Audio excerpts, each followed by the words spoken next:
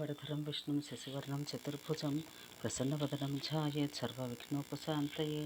गुरुर्ब्रह्मा गुरुर्विष्णुः गुरुर्देवो महेश्वरः गुरुसाक्षात् परब्रह्म तस्मै श्रीगुरवे नमः। श्रीगुरुभ्यो नमः। हरिः ओं। श्रीमात्रे नमः।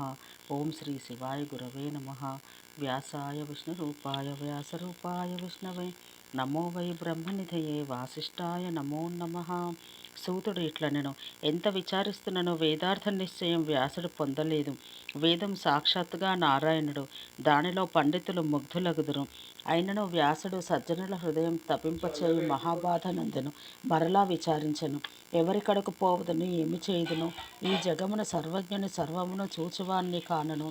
అనేకులలో ఒక్కడినైనను సందేహము నివారించువాన్ని తెలియక మేరువు యొక్క కుహర్నిని చేరి అచ్చట వ్యాసుడు పరమ తపస్సు చేసెను. అచ్చట బంగారపు కాంతులతోనూ వజ్ర నిర్ఘోషములతోనూ వెన్నెలల సమూహములతోనూ నిరంతరంగా కన్నుల బాధించు చిమ్మ చీకట్లను అంతటను ఆ గుహ బాధించును. అచ్చట అతి సుందరమై ఉత్కృష్టమైన అడవి ప్రకాశించును. అది అనేక వృక్షములలో, తీవలలో, పొదరిండ్లలోనూ కూయిచున్న పక్షులచే ప్రతిధ్వనింప చేయబడినది. ఆకలి, దప్పి, భయము, క్రోధము, తాపము, బాధ ఇవేమీయూ లేనట్టుది. అది బహువిధములైన జలాశయములతో కూడినది. ఆ జలాశయములు తామరతోండ్లతో అలంకరించబడినవి. బంగారు శిలలతో కట్టబడిన ఒడ్డులందు తిరుగుచున్న పక్షులు కలది. కమలములపై వీచు వాయువులతో వనమంతయు సేవించబడను. అది మంగళకరములైన భావములతో అధ్యాసితమైనది. హింసించు ప్రాణులు లేనిది, జనములు లేనిది, దివ్యములైన తీగలు, ప్రియమైన శాఖలతో విరాజిల్లునది. మనోహరములైన చిలుకలతో, పావురములతో, మిక్కిలి మదించిన మత్త కోకిలలతోనూ కూడినది. పైకెగిరి వచ్చి పద్మముల పుప్పొడుల సమూహముల పరిమళములు గల దిమ్ముఖములు కలది. అచట కూడా పరమశోభనమైన బంగారు గుహ కలదు. వ్యాసుడు ఆ గుహలో ప్రవేశించి ఆహారమును, చిత్తమును, ఆసనమును వదిలిన వాడై తదేకాగ్ర మనస్కుడై 4 వేదములను స్మరించెను. ఇట్లు వేదములను స్మరిస్తున్న ఈ వ్యాసునకు 300 ఏండ్లు గడిచినవి. అంత సుందర దర్శనములైన 4 వేదములు ఎదుట ఆవిర్భవించినవి.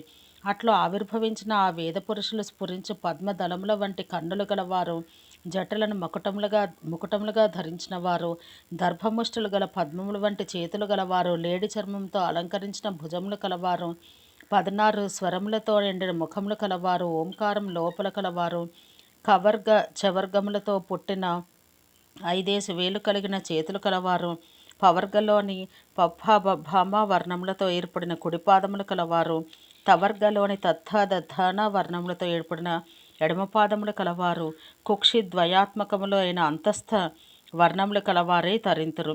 నాభినిద్ర కలవారు, కాంతములు పృష్టముగా కలవారు, మకారము ఉదరముగా కలవారు, యారాలావాలు ఊర్ధ్వములైన వెంట్రుకలుగా కలవారు, అగ్ని దక్షాంశంచే ప్రకాశించువారు, భూమి కంఠముగా కలవారు, భృతములు భుజములుగా కలవారు, అంతస్థములైన యారాలావాలు సంధి సంస్థానములుగా కలవారు, వైఖరి వాక్కులతో విజృంభించిన వారు ఈ వేద పురుషుల యొక్క హృదయ కమలమున కల్పితమైన మధురా నగరమును చూచెను. ఆ మధుర భగవంతుడైన హరికృష్ణుడు సాక్షాత్తుగా ఆవిర్భవించిన స్థలము. వేద పురుషుల యొక్క భ్రూ మధ్యమున కాశీనగరం చూసెను. మూలాధారమున ఉన్నదానిగా మాయను ఉజ్జయిని చూసెను. లింగ ప్రదేశమున కాంచీనగరమును, నాభి మండలమున అవంతి నగరమును, కంఠస్థముగా ద్వారకను, ప్రాణగతముగా ప్రయాగను, సవ్యాపసవ్యములలో గంగా యమునలు, మధ్యన సరస్వతి నదిని, ముఖమున గయాక్షేత్రమును, కంఠమునకు చెక్కిళ్ళ పైభాగమున ఉన్న ప్రదేశమును ప్రభాస క్షేత్రమును, వీరి బ్రహ్మరంధ్రమున బదరీ ఆశ్రమం చూసెను. కన్నుల జంటలో పౌండ్రవర్ధన నేపాల పీఠమును, పాలభాగమున పూర్ణగిరి అను పీఠమును చూసెను. వీరి కంఠమున మధురా పీఠమును, కటిస్థలమున కాంచీపీఠమును, స్తన ప్రదేశంలో జాలంధర పీఠమును చూసెను. చెవుల ప్రదేశమును భృగుపీఠమును, ముక్కుపుటమున అయోధ్యను, బ్రహ్మరంధ్రమున బ్రాహ్మ్యమైన పీఠమును, ప్రాంతమున శైవపీఠమును, సీమంత ప్రాంతమున శైవపీఠమును, నాలుక చివర బుద్ధిమంతమైన శాక్తపీఠమును, హృదయ కమలమున వైష్ణవ పీఠమును, కన్నులలో ఉన్నదిగా సౌరపీఠములను, ఛాయా సుసంగతముగా బౌద్ధపీఠమును, కంఠదేశమున సౌత్రామణి యాగమును, ఎదపైన పశుబంధ యాగమును, నడుమున వాజపేయ యాగమును, ముఖమున అగ్నిహోత్ర యాగమును, కటితటమున అశ్వమేధ యాగమును, కడుపు పైన నరమేధ యాగమును, తలపైన రాజసూయ యాగమును, కింది పెదవు పైన అవసధ్య యాగమును, పై పెదవు పైన దక్షిణాగ్నిని, నోటి లోపల గార్హపత్యాగ్నిని, చెవియందు హవ్యమును, రోమములందు ఉండినవిగా మంత్రభేదములను చూసెను. సేవకులచే మహారాజు సేవించబడ్డట్టు వేద పురుషులు న్యాయములలో కూడిన పురాణములతో, సంహితలతో, తంత్రములతో వేరువేరుగా ఉపాసించబడినవారు. జ్ఞాన ఉపాసనలతో జనకానుగ్రహ కారకులు ఇటు వీరిని చూసి ఆశ్చర్యం చెందిన మనసు కలవాడై వ్యాసముని కృష్ణుడయ్యను. బ్రహ్మ తేజోమయులు దివ్యులు భూమికి జారిపడి తప్పించి సూర్యుని వలె ఉన్నవారు, మండుచున్న అగ్నుల వలె ఉజ్జుల భవిష్యత్తు కలవారు, కోటి చంద్రులతో సమానమైన చల్లని తెల్లని కాంతి గలవారు ఇట్టి వారైన వేద పురుషులను వ్యాసముని చూసి వెంటనే లేచి నేను ధన్యుడను అనుచు వారికి దండ ప్రణామములు చేసెను.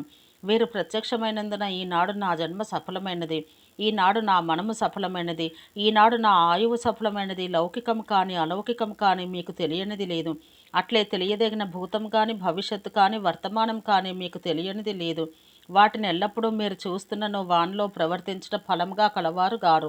రాగల విషయం నా స్వేచ్ఛగానే పనులు చేయట కానీ ఉపసంహరించట కానీ చేయుదురు.